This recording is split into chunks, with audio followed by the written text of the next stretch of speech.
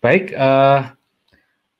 pada topik yang akan saya bawakan kali ini erat kaitannya dengan hobi yang menghasilkan, dan ini hobinya ini tidak hanya bagi mereka yang pada umumnya, tapi juga teman-teman penyandang disabilitas pun juga bisa menghasilkan dari hobi, dan ini telah kami buktikan melalui Percacita.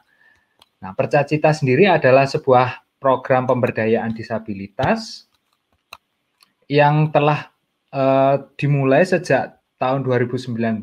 Pada waktu itu bulan Oktober, kami mengajarkan beberapa kerajinan kepada teman-teman difabel dari Kota Malang dan sekitarnya tentang kain perca, dan tentunya dengan bantuan Bu Wulan dan Bu Yanti juga untuk mengajarkan kepada mereka. Ada sekitar 34 penyandang disabilitas yang kursus menjahit bersama kami di Percacita dan Pelanusa. Ada beberapa produk yang bisa kami ajarkan kepada teman-teman difabel yang passionate, yang mempunyai passion terhadap hobi jahit-menjahit gitu ya, dan kerajinan tangan. Nah, karena ada pandemi sejak bulan Maret 2020, kami merubah pelatihannya menjadi online. Dan banyak sekali teman-teman dari berbagai daerah di Indonesia, nggak cuma di Malang atau di Jawa aja, tapi juga dari 24 provinsi di Indonesia, mereka mengikuti Akademi Perca, yaitu pelatihan mengolah limbah kain perca menjadi kerajinan tangan.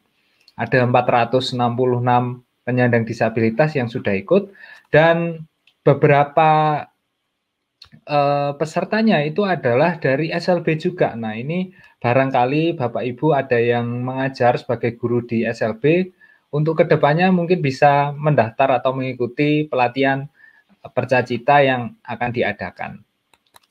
Nah, dari pelatihan online kita bisa menyalurkan hobi teman-teman disabilitas meskipun sulit ya, karena ada hambatan saat pandemi. Namun beberapa dari teman-teman difabel yang ikut pelatihan Percacita itu ada beberapa yang sudah bisa terjual. Bahkan saking ramainya mereka itu susah untuk mendapatkan bahan bakunya karena tinggalnya di pelosok gitu. Ada teman-teman dari NTB, dari Maluku itu juga merasa kesulitan bahan karena antara permintaan dan persediaan barang itu tidak sesuai. Nah, salah satu rahasianya kenapa sih teman-teman bisa menjual banyak orderan itu adalah packaging ya. Packaging ini penting banget. Yang pertama itu bisa meningkatkan nilai jual ya. Bayangkan aja pisang, keripik pisang ya yang hanya dibungkus plastik terus dikasih stiker biasa itu pasti harganya lebih murah dan bisa meningkat berkali-kali lipat apabila kita bisa mengemas dengan secara menarik gitu ya. Dan nggak hanya untuk meningkatkan nilai jual, juga kemasan ini bisa meningkatkan customer experience atau pengalaman pembeli gitu ya. Jadi seperti kalau misalnya produknya itu dikemas seperti ini, itu rasanya kita itu nggak seperti beli produk, tapi rasanya seperti dikado seseorang. Padahal kita yang beli, padahal pembeli yang beli, tapi pembeli tersebut merasa bahwa spesial banget gitu. Spesial banget karena seperti di dekor gitu ya, ada aksesoris-aksesorisnya itu seperti menspesialkan pembeli. Nah, jadi punya pengalaman yang berbeda dengan produk yang lainnya. Nah, bagaimana cara menemukan ide kemasan yang menarik? Gampang banget.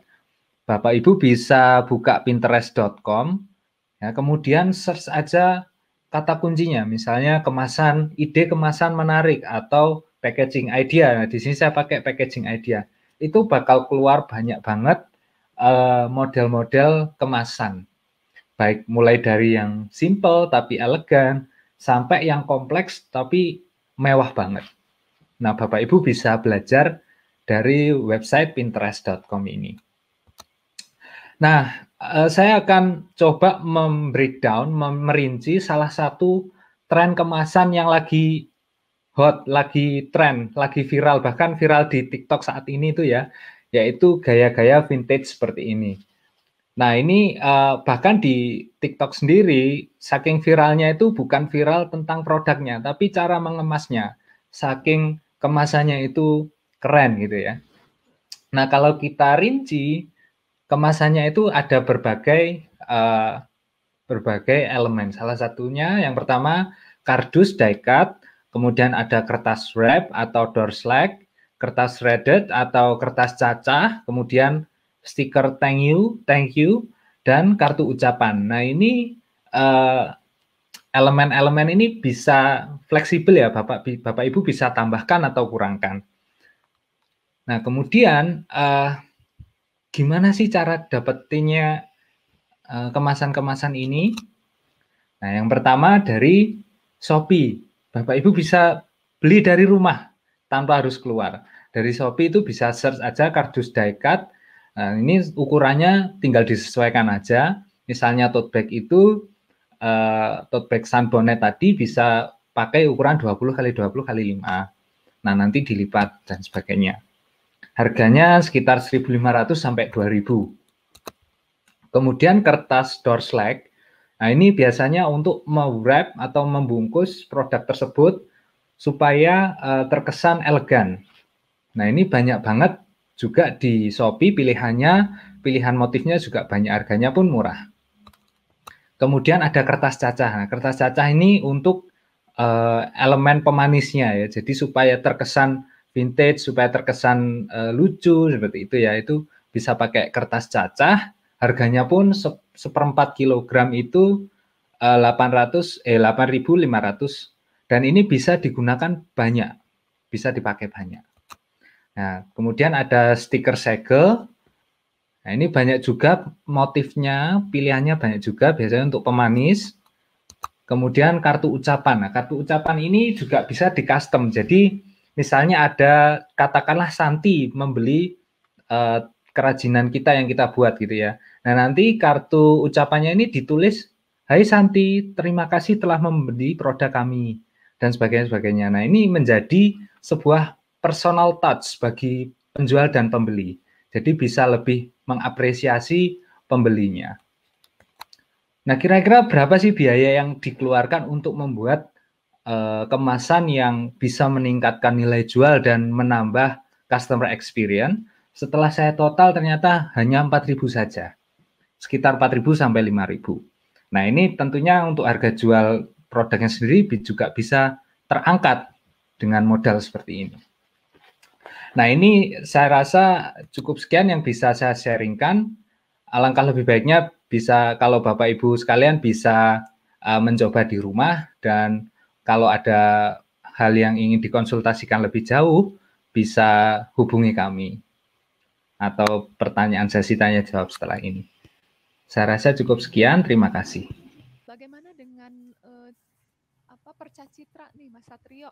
Di Percacitra itu ada kan ini kerjasamanya dan kemudian melakukan pelatihannya itu kepada anak-anak yang disabilitas. Nah, bagaimana sih sebenarnya teknik memberikan pelatihannya kepada mereka?